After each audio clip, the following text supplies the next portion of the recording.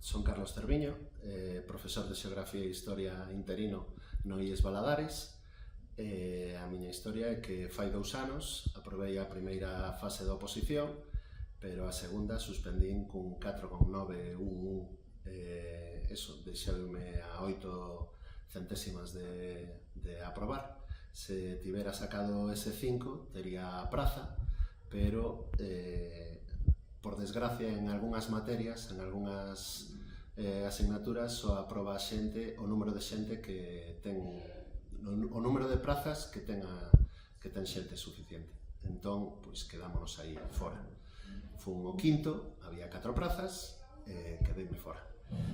Nada, presentei unha queixa, supoño que enténdese ben que esa queixa por un 4,91, pois sentín que fora injusta a calificación, pero o Tribunal de Xustiza de Galiza non me deu a razón. Tócame seguir preparando as oposicións, a ver se este ano